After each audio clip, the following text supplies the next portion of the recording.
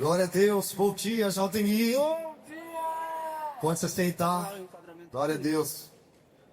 Muita expectativa diante daquilo que o Senhor vai fazer, já está fazendo esses dias. Eu tenho certeza que você já tem recebido muito da parte do Senhor. E eu quero compartilhar um pouco da porção daquilo que nós carregamos como ministério, para que você esteja ministrado, transformado para a glória de Deus. Amém? Eu sei que vocês têm tido bastante atividades, principalmente físicas, mas eu tenho certeza que também o Senhor vai te fortalecer no Espírito, e é por isso que nós estamos aqui. Bom, a gente está trabalhando, vocês estão trabalhando com um tema chamado Imago Dei, falando especificamente sobre a imagem de Deus. E obviamente que a imagem de Deus, ela vai se conectar com a nossa identidade, porque nós sabemos quem nós somos a partir da revelação da paternidade de Deus sobre a nossa vida. E o tema que vocês têm trabalhado está lá em 2 Coríntios, capítulo 3. Eu quero ler a partir do versículo 16, que vai dizer: contudo, sempre que alguém se volta para o Senhor, o véu é removido, pois o Senhor é Espírito, e onde o Espírito do Senhor está, ali há liberdade. Portanto, todos nós, dos quais o véu foi removido, podemos ver e refletir a glória do Senhor, e o Senhor, que é o Espírito, nos transforma. Repete comigo: transforma. Mais forte: transforma.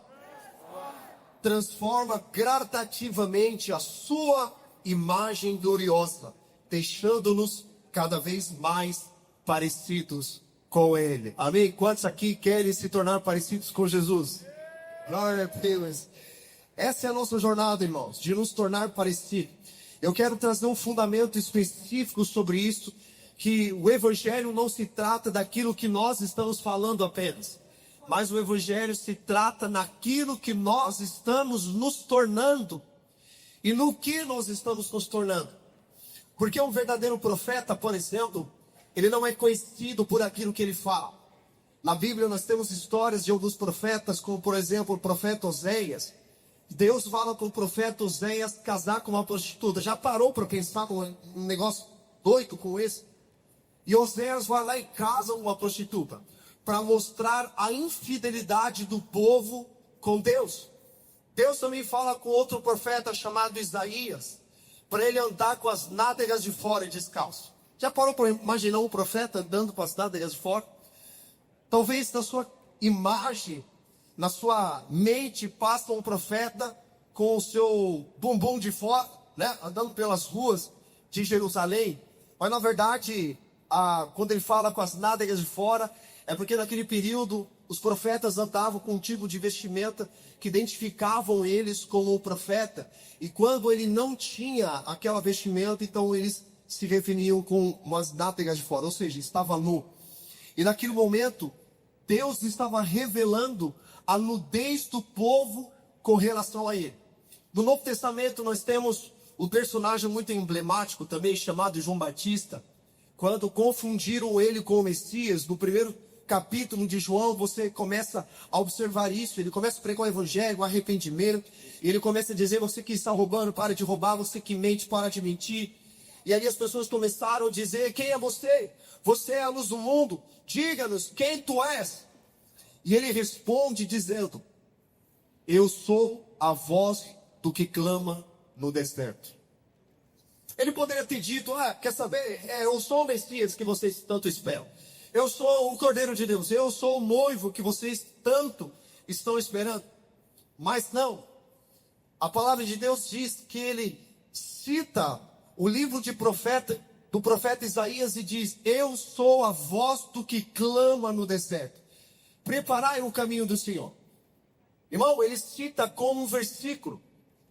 Ele não pegou a identidade de uma outra pessoa. Ele simplesmente citou um versículo. É como se ele dissesse: se alguém me perguntar quem eu sou, eu vou responder: eu sou um versículo. Ele leu tanto uma passagem, mas tanto uma passagem, que ele disse para si mesmo: eu vou encarnar e vou viver essa palavra todos os dias da minha vida. Então o verdadeiro profeta também ele não é conhecido por aquilo que ele está falando. O verdadeiro profeta é conhecido pela mensagem que ele está encarnando. Aqui demonstra que nós estamos refletindo a imagem de Deus.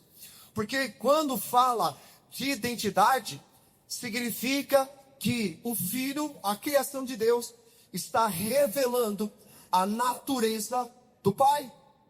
É por isso que nós somos chamados de filhos de Deus. Uma grande mentira que a sociedade conta dizendo que todos são filhos de Deus. É uma grande mentira isso. Nem todos são filhos de Deus.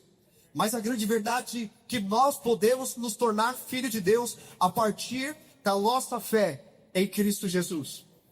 Amém? Vocês estão aqui comigo?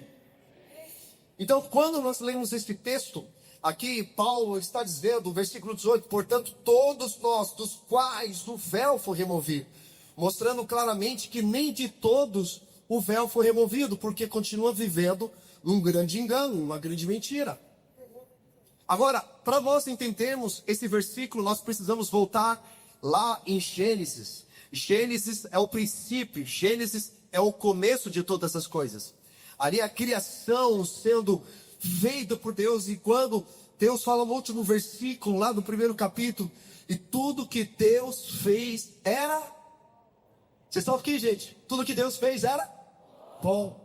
Tudo que Deus criou, tudo que Deus formou, tudo que Deus fez, Ele diz, isso é muito bom. Mas tinha uma única coisa que Deus viu que não era muito boa. Sabe qual que era?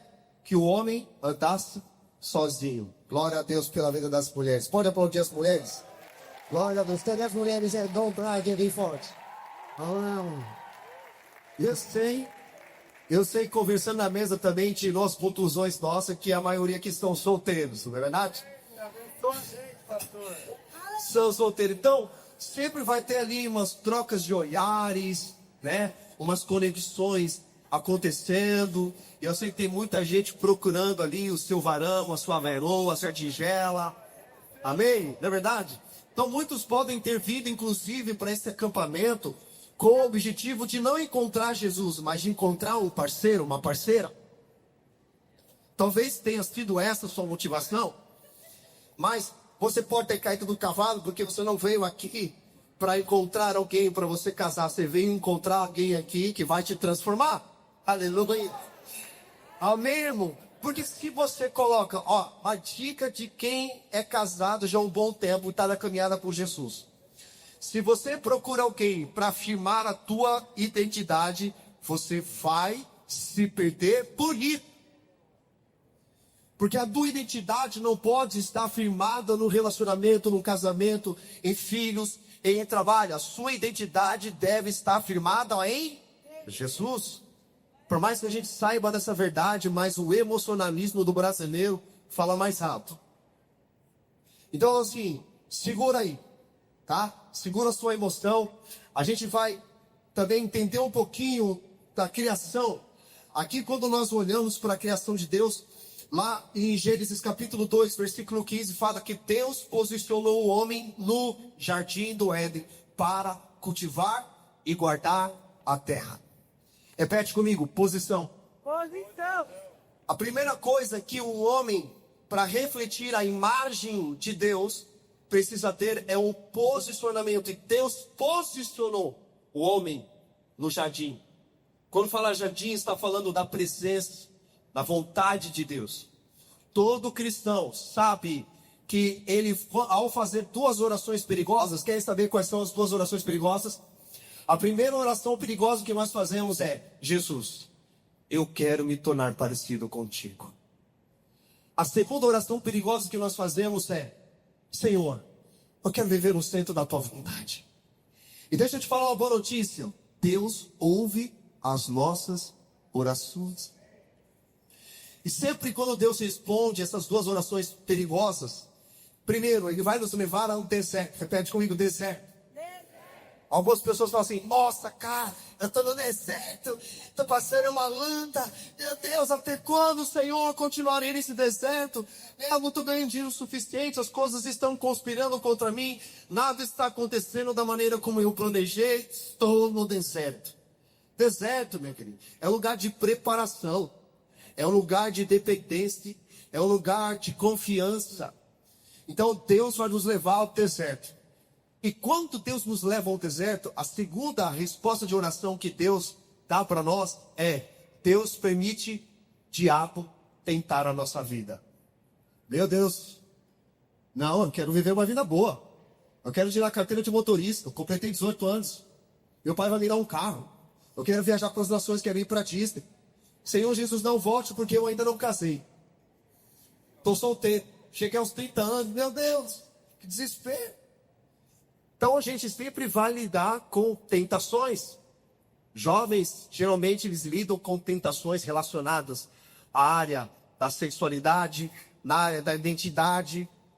Querem se firmar em alguma coisa, querem ser aceitos, querem chamar atenção, querem ser o centro das atenções. Mas Deus, ele vai permitir com que o inimigo, ele nos tente. Terceira resposta de oração que Deus gera para nós é: Ele sempre vai permitir o Judas na nossa vida. Quem já se sentiu traído, quem já foi traído aqui, levanta a mão. Todo mundo praticamente, pelo amor de Deus. É uma resposta muito óbvia. Nós iremos passar com traições. Porque na mesa de comunhão a gente sempre vai encontrar 3 elementos. Pão, que representa a palavra, vinho, alegria, mas também nós iremos experimentar o amargo da traição. E quando vai trazer para esse assunto de relacionamentos, né, que geralmente as mulheres mostram mais esse assunto do que o homem, estava conversando na mesa, aqui agora há pouco, falando que, meu Deus, cara, antigamente, você vai ouvir essa história dos nossos avós, e você vai ouvir: casamos com 16 anos, casamos com 17, 18, eles começam a construir a vida cedo. Hoje em dia um jovem chega aos 18 anos, quer tirar a carteira de motorista. É o sonho dele. Qual é o seu sonho? Tirar a carteira de motorista. Você quer trabalhar com o quê? Eu quero ser youtuber. Se não der certo, aí eu vou trabalhar. Vou fazer igual agora os caras, vou vender rifa na internet. Eu vou ser influencer de tigrinho. Não, gente. Nós estamos nos perdendo, pelo amor de Deus. O que está acontecendo? Antigamente os homens chegavam junto nas mulheres que ele tinha interesse. Pô, eu tenho interesse se você quer casar. Hoje em dia eles ficam esperando as mulheres falar com ele. Vocês gostam desse assunto. Vocês voltam nesse. Sabia, se tocar desse assunto, com um monte de jovens solteiros, ia ser um sucesso, né, Israel? Tá bom. Mas, cara, olha só a que ponto nós chegamos. Então, antigamente, as pessoas tinham mais interesse em construir cedo uma família.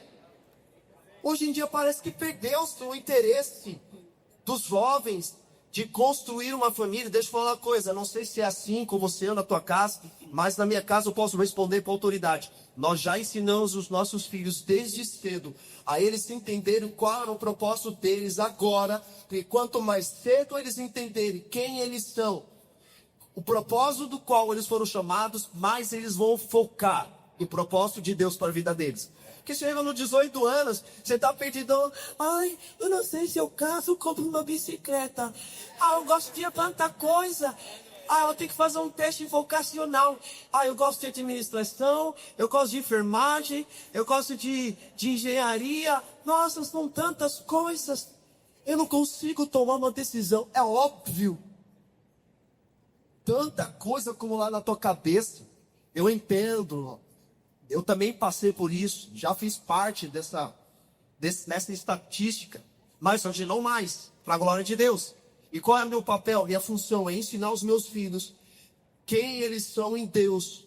A identidade firmada deles em Deus. Porque quanto antes eles entenderem que eles são, mais firmes eles estiverem, mais eles vão, mais cedo, as coisas vão fluindo mais rápido na vida deles. Eu desejo que os meus filhos casem cedo e rápido. 18 anos, já falo para eles. Tem um aqui que está comigo, que é o Joaquim, tem 12 anos. Falei, você tem 8, você tem aí aproximadamente 10, você tem aí 8 anos já para dar pipa na linha. 18 anos eu quero ter você fora de casa. Já direcionado, já sabendo o que você quer da tua vida, vai estudar, vai trabalhar, vai viajar, vai servir em missões pelas nações e já pensa em constituir família cedo, tá? Ninguém dá um amém para isso, né? Mas eu sei, irmão, eu entendo que não é a realidade da maioria como foi na minha. Eu estou querendo colocar um jugo sobre você, um peso, uma culpa sobre você. Mas ainda há tempo de nós respondermos ao chamado de Deus sobre a nossa vida, amém? Independente da idade que você tem hoje, se você está casado, se você está solteiro, se você pensa em se tornar um eunuco da vida, não importa. Mas o importante é que você entenda o que a palavra de Deus está comunicando para nós. Então, Deus posicionou o homem para, presta atenção, qual o propósito de Deus posicionar o homem? Deus, ao criar o homem, o posicionou. Gênesis 1, 26, que fala sobre a criação, que também diz respeito ao tema do retiro aqui, que diz, façamos o homem conforme a nossa imagem e semelhança. Ou seja, Deus compartilhou partículas divinas dentro de nós, para nós respondermos, refletirmos quem Ele é. Então, ali começa o homem a ser criado com um ser espiritual. Repete comigo, ser espiritual. Antes de existir essa carcaça chamada corpo que nós temos, e antes de existir o relacionamento social, primeiro nós fomos criados com um ser espiritual. Porque Deus já nos escolheu antes de sermos formados do ventre da nossa mãe. Deus já sabia o nosso nome, sabia o nosso destino. Nós somos criados com um ser espiritual para quê? Para refletir a glória de Deus na terra. Agora nós vamos avançando um pouquinho de Gênesis. Falará no capítulo 4 que Deus formou, repete comigo, formou o homem a partir do pó da terra. Soprou sobre ele e se tornou uma alma vivente. Então ali o homem ele é criado como o ser individual. Repete comigo, ser individual. Repete assim comigo, ser espiritual, ser individual. Então a carcaça passa a receber aquele espírito que já havia sido criado por Deus. Essa é a carcaça que nós chamamos de corpo. Depois, em Gênesis capítulo 5, fala que Deus criou o homem e a mulher para que eles se tornassem um ser social. Repete comigo, ser espiritual, ser individual e um ser social. Mas Deus havia dito, te posiciono para você cultivar e guardar a terra, mas você pode comer de todos os frutos que existem no jardim, menos da árvore do conhecimento do bem e do mal. Estava compartilhando ontem lá em Limeira, um testemunho que estava num shopping lá perto de casa, e aí na hora do almoço eu vi uma fila quilométrica. Eu falei, nossa, por que essa fila grande? Eu fui até o começo da fila e descobri que era um restaurante. E na placa do restaurante estava escrito assim, pague R$19,90 e coma à vontade. Quem gosta de restaurante assim? Meu Deus, cara. Só que os caras falam assim, não pode repetir. Você pode um único prato comer à vontade. Então você vê, né? Os pratos, né? Tem que colocar o calce do lado para a mesa não virar de tão pesado que é o prato de alguns aí. Então assim, a gente gosta, né, de comer muito e pagando pouco. Ainda mais o homem tem o estômago grande.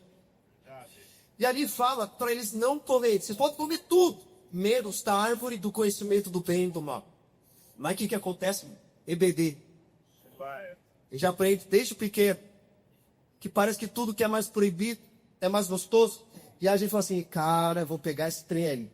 O que acontece? Vem a serpente, diz para Eva. E Deus havia dito antes, não coma, porque se comer, certamente morrerá. Aí a serpente fala assim, não, vocês não vão morrer não, pode comer. Se comer, vocês serão iguais a Deus. E Deus já havia dito, vocês são imagem e semelhança. Então não precisa provar algo que vocês já são. Vocês não precisam disso. Mas ela foi lá e cedeu à tentação de Eva e comeu do fruto. Não contente, ela foi lá e deu para o marido. Então a gente vê aqui o começo do feminismo e do machismo.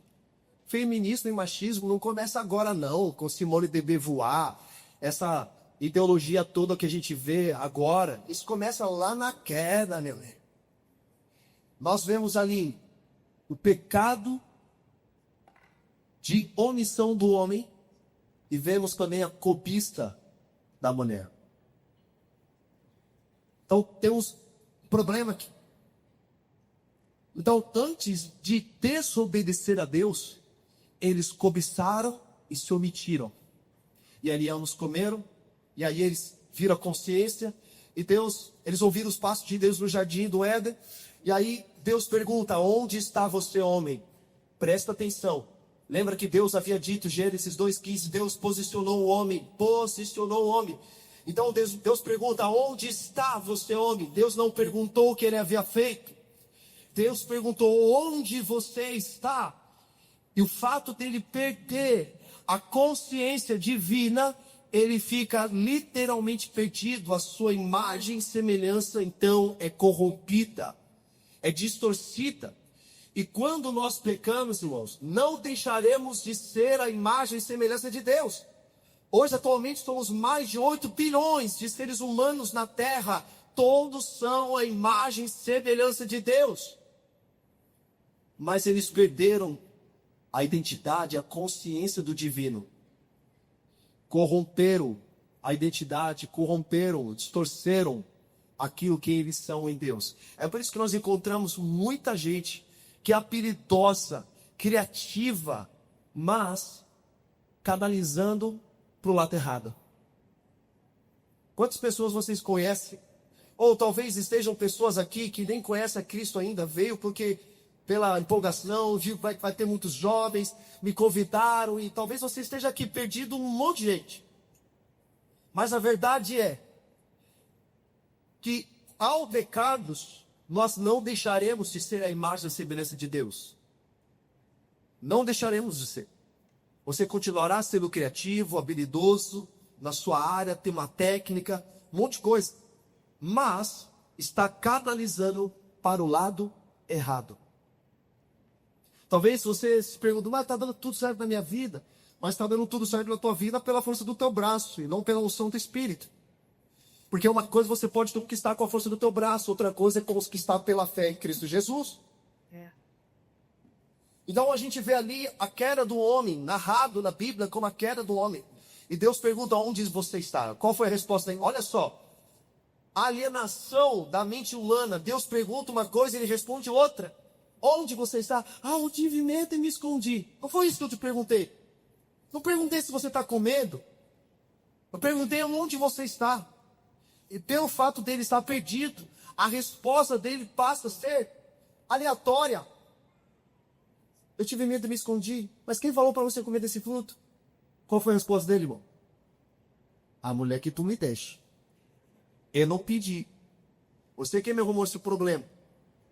Então, na cabeça da natureza caída, casamento, relacionamento, cônjuge, criação de filhos, é um problema. Quando, na verdade, é uma bênção de Deus para a humanidade. E tem gente fugindo dessas coisas. Estavam conversando lá atrás, falando a respeito, por exemplo, de casamento, né?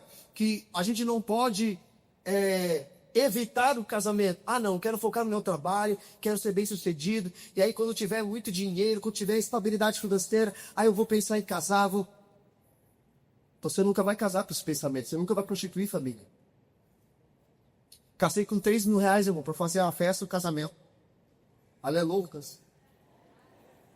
O problema não é o dinheiro, é a sua falta de interesse. Só que você vai chegar aos 40 anos de idade, não constituiu família, cheio de riqueza, casa, carro, viagens, mas pensa num cara frustrado da vida. Então casamento é uma bênção, quem recebe isso, em nome de Jesus. Aleluia. Mas não recebe de forma emocionada, viu? Porque casamento é responsabilidade. Amém? Glória a Deus. Porque senão vai ser um grande problema na tua vida. Pode ser bênção, você pode transformar algo divino num grande inferno na tua vida. Então ali nós vemos que Deus pergunta: onde está você? Quem falou que você comeu? A mulher que eu lhe deixe. Eu tenho certeza que se um de nós estivéssemos lá, responderiam também da mesma forma. Mas você fala, não, se eu tivesse lá, eu poderia. Não, fui eu. Não, você responderia, foi o outro. Tem algum psicólogo aqui? Com todo respeito aos psicólogos, mas por que os psicólogos chamam de projeção, que é quando você projeta no outro aquilo que está dentro de você, a Bíblia chama de pecado.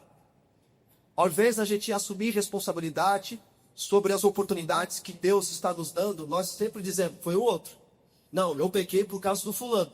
Não, eu menti porque ele fez isso. Não, eu roubei porque aquele fez. Não, eu traí. Eu não fui íntegro no meu relacionamento, porque olha lá o que o outro fez. Ah, o que o outro fez é pior. Então a gente começa a se isentar de responsabilidades.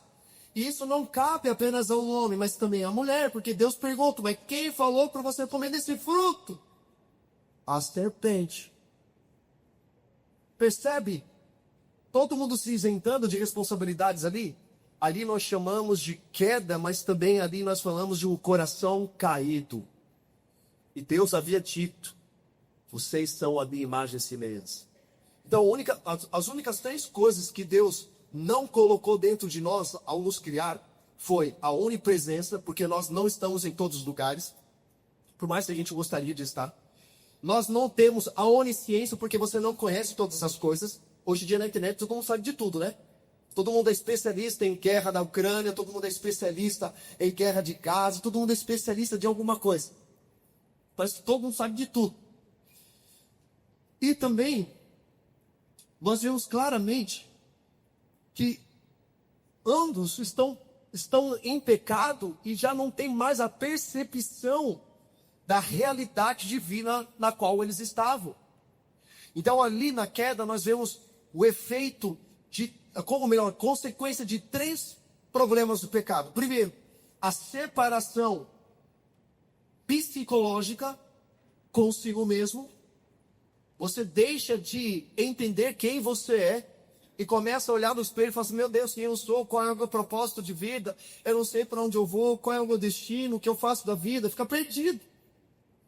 Então não consegue tomar decisões importantes porque fica flertando entre o autoritarismo e a indecisão por conta de firmeza na identidade, de clareza na imagem de Deus que você é, na imago Dei de Deus. Segunda consequência que gera a separação social com o outro. Não, foi fulano, não fui eu, a estepado. O ser humano, por estar separado, em conflito consigo mesmo, ele passa a ficar em conflito com o outro. E o terceiro problema, que é o mais grave, que gera a separação espiritual de Deus. É por isso que nós sofremos doenças, enfermidades, envelhecimento, inclusive a morte. Nós passamos por isso. Mas isso não era assim. Nós fomos criados para viver como um ser eterno. Mas por conta do pecado nós fomos expulsos da presença de Deus. Mas ali nós não morremos fisicamente, nós morremos espiritualmente. Mas a grande boa notícia é que quando nós nascemos naturalmente de pais, nós recebemos uma certidão de nascimento. Mas quando nós nascemos de novo, Jesus ele pega a certidão de nascimento natural que nós temos, rasga, nos dá uma certidão de óbito e nos dá uma nova certidão de nascimento, porque nós nascemos de novo em Cristo. Aleluia! É isso que o Evangelho causa na nossa vida. Existe um problema, mas dentro desse problema existe uma solução que é gerada pela crucificação e ressurreição de Cristo Jesus. É por isso que nós nos tornamos uma nova criatura. Agora, respondendo aquela pergunta inicial, todos são filhos de Deus? Não, mas nós podemos nos tornar filhos de Deus. Como? Crendo e recebendo Cristo Jesus. Nós receberemos o poder de sermos feitos filhos de Deus. A imagem de Deus sendo revelada e entendida e vivida na nossa vida. É isso que Jesus fez por nós. E muito mais do que morrer na cruz para nos salvar do pecado, Ele também nos salvou da morte eterna. E também nos salvou da ira vindoura de Deus. Então existe uma solução. Pelo primeiro Adão surgiu o pecado, mas pelo segundo Adão surgiu a vida. Nós fomos salvos por Cristo, fomos posicionados por Cristo, fomos reconciliados por Cristo e somos transformados de glória em glória por Cristo. E à medida que nós nos relacionamos com a presença de Deus, nós nos tornamos cada vez mais parecidos com Ele. Irmão, você já é uma pessoa chata, amém? Ou você é uma pessoa legal? Legal. Você é uma pessoa legal? Tá bom. É sua mãe que diz isso, né? Porque pra mãe todo filho é bonzinho, né? Maravilhoso, né? Até lá na porta de cadeia. Não, meu filho é maravilhoso, que só fez umas coisas erradas. Mas ele é um menino bom. Só tua mãe te acha isso. Mas, olha só que loucura. Então a gente vê essas consequências do pecado, esses conflitos sendo gerados entre nós. E aí, irmãos, nós precisamos entender que nós somos piores do que nós pensamos. Porque lá em Romanos diz que nós carecemos da glória de Deus, fomos destituídos da glória de Deus, porque todos pecaram. O único que não pecou foi Jesus, cara. Santo, maravilhoso, perfeito. Por isso que ele é o modelo perfeito de liderança, o modelo perfeito de amor, modelo perfeito de perdão. Por isso que quando nós nos relacionamos com ele, passamos a viver como ele viveu, a falar como ele falou, a andar como ele falou. Ele é nosso modelo. Ele é a nossa referência. Então o texto vai dizer que o véu foi retirado para aqueles que creram, foi removido para aqueles que creram. E eles são transformados de glória em glória. A palavra glória nesse texto aqui significa opinião. Ou seja, nós somos transformados não pela nossa opinião, como alguns disseram assim, ele acha uma pessoa boa. Não, você não é. Não é pela tua opinião. Muito menos pela opinião da tua mãe, do teu pai, dos teus amigos que te acham uma pessoa incrível, maravilhosa.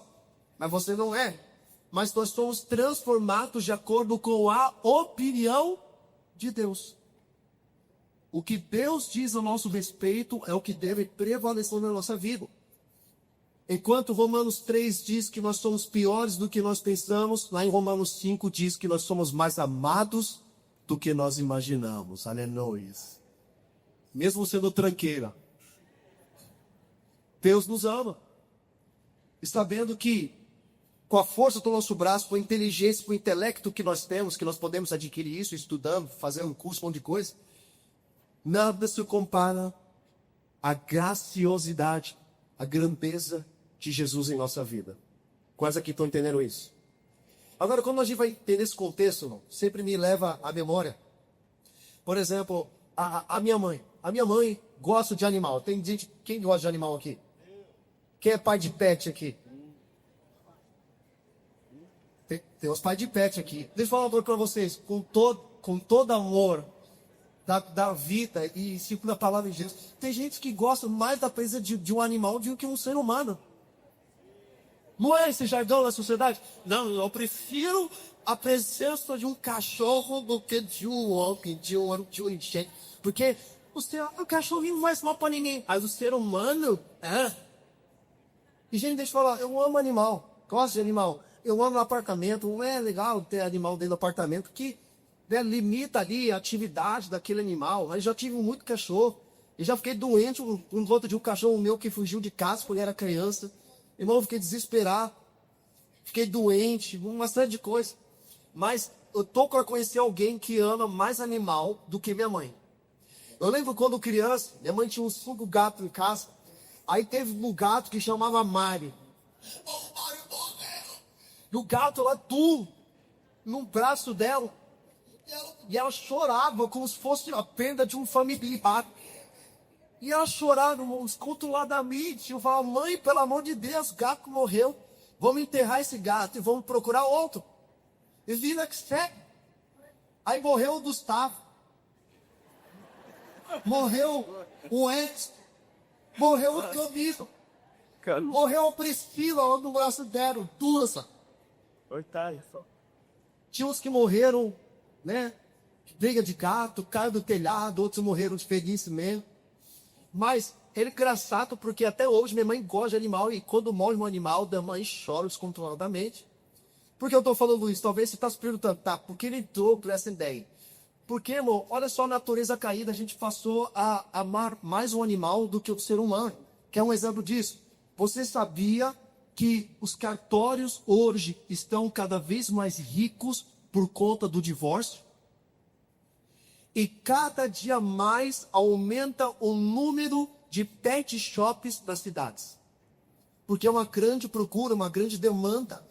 Hoje em dia eu vi ver uma notícia, pastor, que agora estão querendo entrar com uma lei para que um cachorro, um animal, tenha identidade. Um RG. Tem o nome do pai e da mãe. Tem a data de aniversário. Tem até festa de aniversário.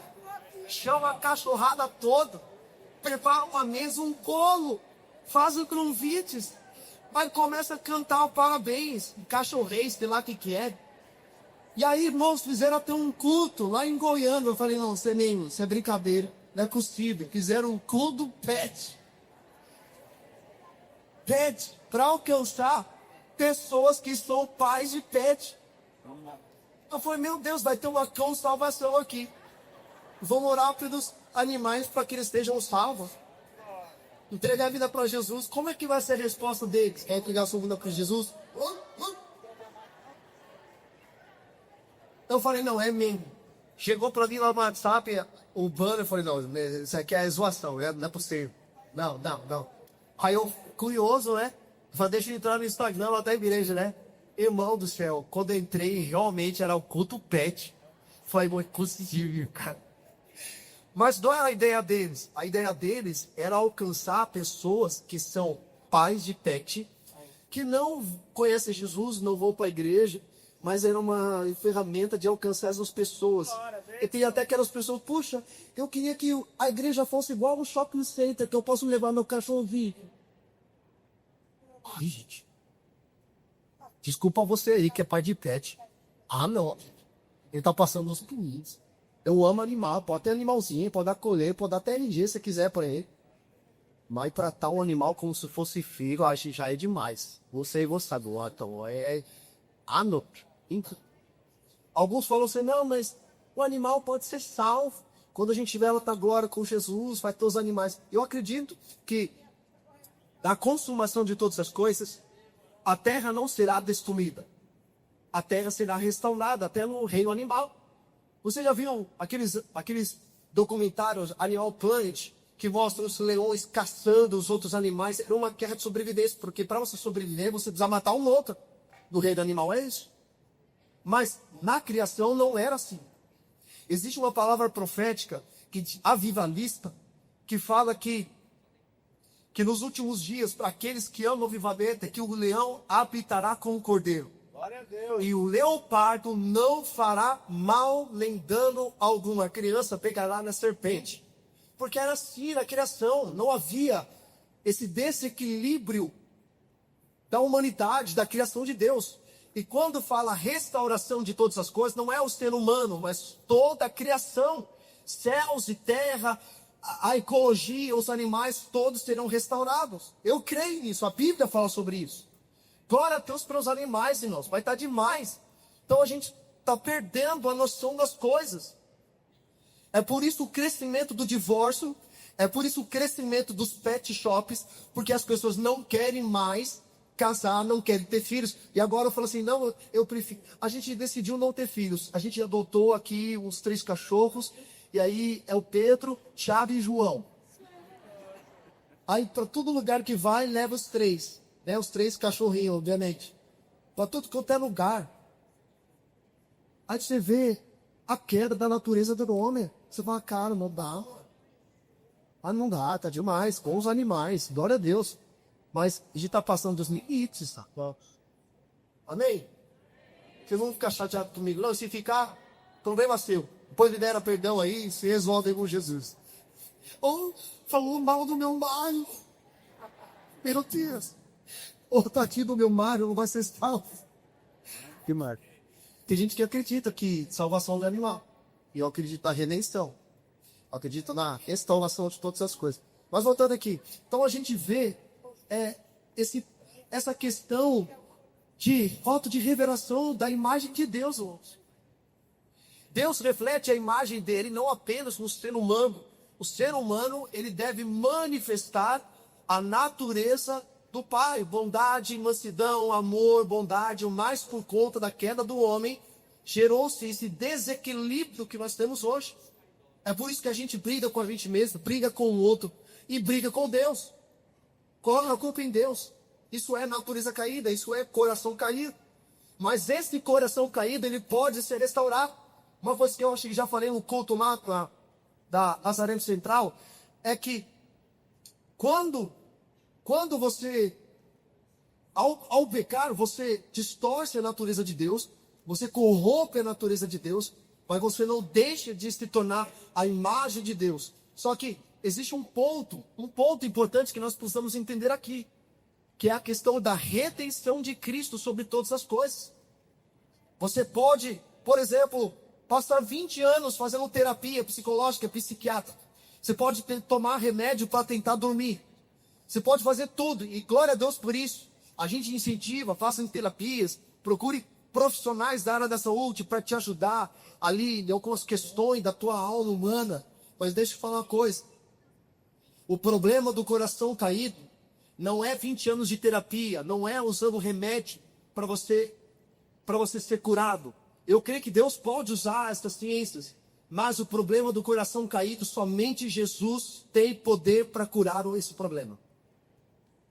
Essa é a verdade. Porque a gente vive hoje uma crise de identidade não, também, mas uma crise de ansiedade. Somos campeões de um transtorno de ansiedade. Mas existem 3 tipos de ansiedade. O primeiro tipo de ansiedade é normal, mas a gente fica ansioso para participar de um acampamento JMI. É uma ansiedade boa que prepara a nossa vida para algo importante. É uma ansiedade normal, faz parte da nossa jornada. Não precisa de tratamento, muito menos de arrependimento. O segundo tipo de ansiedade, que é o tipo de ansiedade que é um transtorno de ansiedade, que é tratado com um profissional da saúde. Não é arrependimento que ele resolve, é um profissional da saúde. Agora, existe um terceiro tipo de ansiedade que Jesus fala que é um pecado, é o andar ansioso. Por isso ele fala, não andeis ansiosos por coisa alguma. Olha para os pássaros que não semeiam nem colhem, porém o Pai as vê e as alimenta. Imagina vocês, homens de pequena fé. Ele está querendo dizer que esse tipo de ansiedade gera o transtorno de ansiedade e gera o desequilíbrio na tua vida. Isso é falta de senso de propósito. Sabe quando você chega no final do dia, depois de um trabalho, de escola, faculdade, no final do dia, com aquela sensação de falta de produtividade, você fala, cara, meu dia não rendeu nada hoje. Eu não fiz nada. Isso é falta de senso de propósito.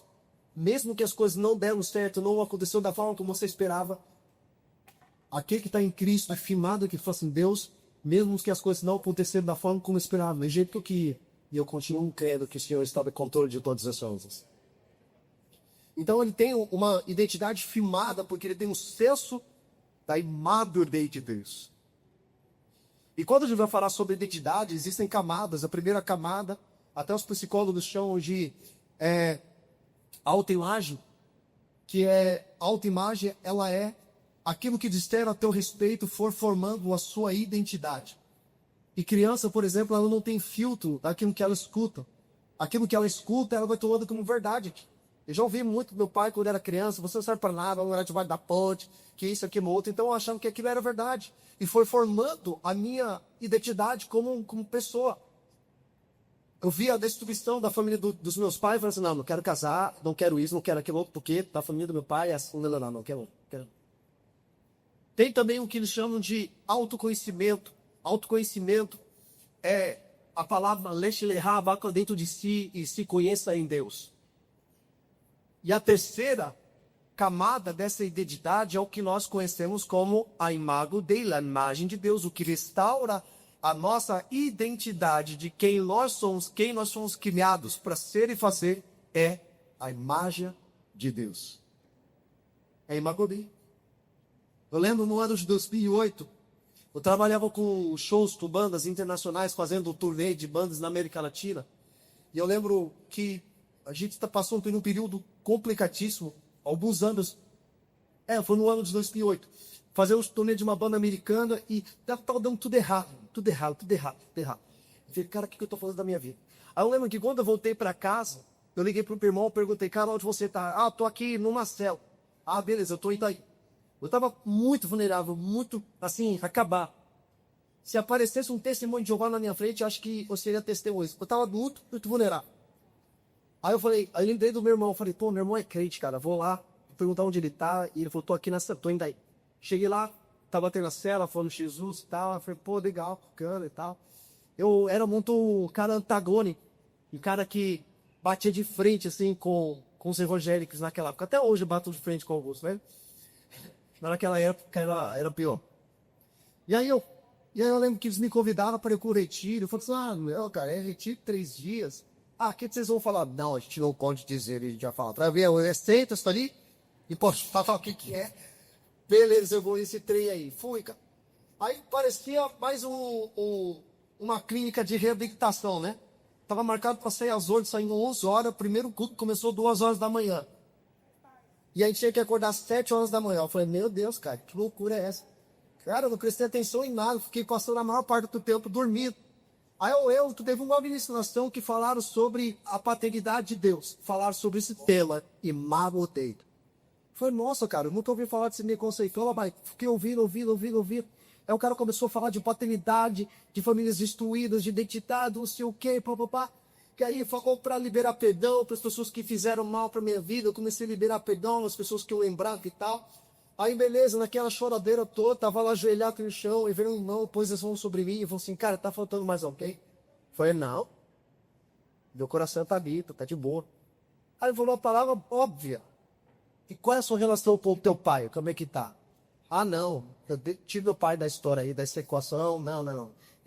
Tá tudo certo. Não, mas eu evitava falar alguma coisa da minha relação com meu pai, porque aquilo me feria muito. Mas, graciosamente, aquele irmão foi conduzido pelo Espírito Santo e orou ali comigo, dizendo várias palavras que me levaram assim, ao quebrantamento, a liberar um perdão para uma pessoa que foi a pessoa que mais me feriu na minha vida. Por que eu estou falando isso? Porque quando a gente fala dessa relação de imagem, a imagem de Deus, a gente precisa trazer essa questão da paternidade, porque eu lembro que quando os meus pais se divorciaram, minha mãe denegria, assim, diretamente a imagem masculina de um homem. Falei, não, eu não quero... Não que eu falei que eu não queria ser homem, né? Falei, não quero casar, não quero ser pai, não quero nada disso, quero seguir a minha vida do jeito que eu quiser e tal, não quero ser igual ao meu pai, babá. Então, a imagem masculina que eu tinha era das piores possíveis, porque minha mãe denegriu a vida inteira. Então, eu percebia, chegando na fase da adolescência adulta, e quando eu conheci a Cristo, eu falei, não, peraí, meu pai também não foi o problema dessa equação toda, minha mãe também teve uma parcela dos... E a gente vê, e ali, obviamente, o Espírito Santo abriu as escamas dos meus olhos, fizeram cair para que enxergasse o problema do qual eu estava inserido. Que um problema era de ordem paterna e materna. Ambos pecaram. E eu lembro que quando eu me converti, eu falava assim para Deus, Deus, se você não fizer, pode ter certeza que eu vou fazer, porque eu nunca dependi de meu pai para nada mesmo. Então eu vou fazer. Se você não responder minha oração, pode deixar. Eu vou fazer. Então eu tinha essa mentalidade. Obviamente que quando eu tive um encontro com Cristo, caí naquele chão, irmão, naquele retiro, assim, sabe? Chorava de uma forma assim sobrenatural. O Espírito Santo colocou no meu coração para liberar perdão para alguém que mais me feriu na minha vida. Porque eu me decepcionei mais com a figura paterna, masculina. Porque a gente se decepciona mais com a figura masculina, porque a gente espera da figura masculina proteção, provisão e presença. É por isso que a maioria de nós nos decepcionamos com o gênero masculino. Não sei se faz sentido para você, mas isso é real na nossa jornada. Eu lembro que Deus me levou a liberar perdão, recebi uma cura, chorava, saía catava pelo nariz, passava pelo cabelo. Meu Deus, cara, foi assim poderoso.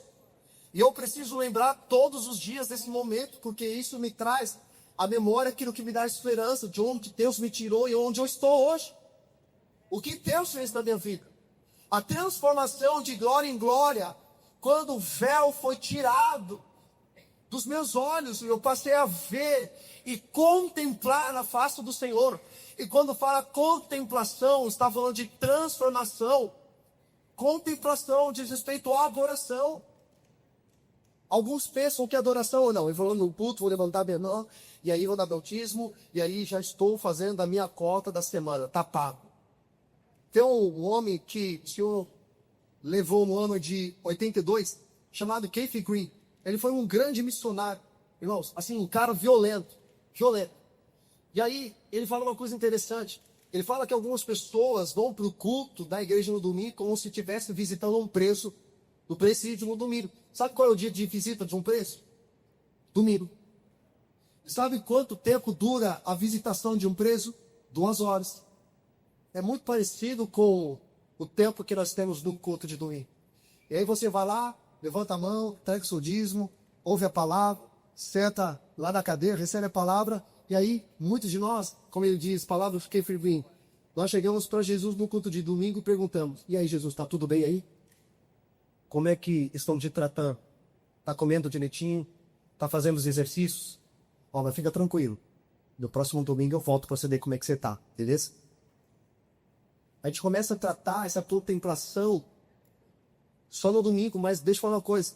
Uma mensagem de culto de domingo, inclusive uma mensagem no púlpito aqui, de um acampamento, não vai sustentar a tua jornada de fé cristã. Porque quando você sair daqui, é certo que você será tentado. Muito. Mas o que vai te sustentar a tua jornada de fé, de contemplação ao Senhor, é a tua vida de devoção diária.